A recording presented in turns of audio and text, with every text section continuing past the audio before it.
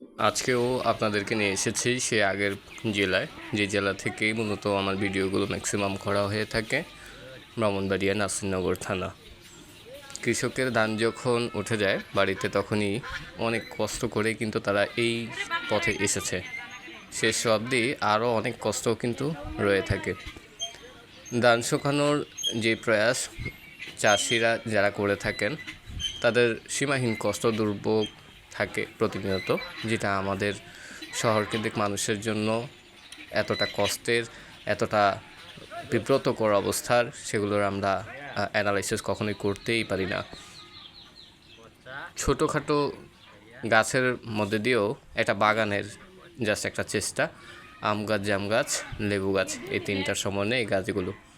ব্রাহ্মণবাড়িয়ার নাসিরনগর বলাকোটের এই দৃশ্যটার সৌন্দর্য উপভোগ করতে হলে আপনাকে এই রাস্তাটা দিয়েই যেতে হবে। একটা গ্রামের রাস্তার অন্যতম প্রধান আকর্ষণ অনেক মানুষের কাছে হয়ে থাকে।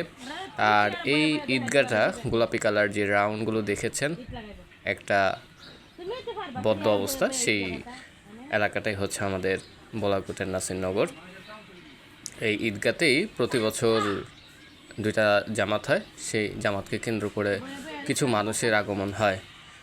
যে অটো যাচ্ছে এই রাস্তা দিয়ে, মূলত এই রাস্তাটাকে কেন্দ্র করেই হাজারো মানুষের সমাগম হয় বিকেল টাইমে। প্রতিনিয়ত এখানকার যারা আছেন তাদের কাছে এটা আকর্ষণীয় এখন আর না হলেও, পর্যটন কেন্দ্রের মানুষগুলো অথবা কোনো কাজে আসছেন তারা কিন্তু উপভোগ করতে পারেন, যেটা আমি করছি। এই মুহূর্তে যে গাছগুলো দেখেছেন, জাম গাছ, ওই একই কথা বললাম, পেয়ারা গাছ আর হচ্ছে লেবু গাছ। পর্যাপ্ত পরিমাণ লেবু ধরে আমার পিছনে এই গাছগুলো, সেটা অবশ্য ভিডিওতে আনতে পারিনি। ধান দেওয়ার পরপরই কিন্তু চলেই যেতে হবে এমন না, এটা রক্ষণাবেক্ষণেরও দায়িত্ব আছে। যেমন তার একটা ছেলে বসে আছে, দেখতেই পাচ্ছেন। ব্রাহ্মণবাড়িয়ার এই জেলাতে আপনি যখন আসবেন, অনেক সময় নিয়ে যদি নাও আসেন, আপনি যখন অটোতে গাড়িতে যেভাবেই যান না কেন, আনাচে কানাচে দুপাশের যে চিত্র, এগুলো দেখলে আপনার মন সতেজতার মধ্যেই থেকে যাবে। শুধু ব্রাহ্মণবাড়িয়ার জেলাই না, বাংলাদেশের প্রতিটি প্রান্তর, গ্রাম অঞ্চল বলতেই যে শব্দগুলো থাকে, প্রতিটা গ্রামেই এই দৃশ্য আপনারা দেখতে পান। সবুজের বুকে যখন আপনারা আসেন, এই সবুজকে কেন্দ্র করে কিন্তু মনের সবুজতা, মনের সজীবতা সব কিছুই কিন্তু বৃদ্ধি পায়, এবং চোখেরও একটা যেই ভালোবাসা, সেগুলো লেগে যায়।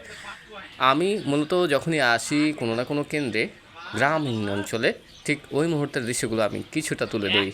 আপনাদের যাদের ভালো লাগে ভিডিওগুলো অবশ্যই শেয়ার করবেন, আর যাদের ভালো না লাগে তারা তো আর কিছুই করবেন না, এটাই বাস্তবতা।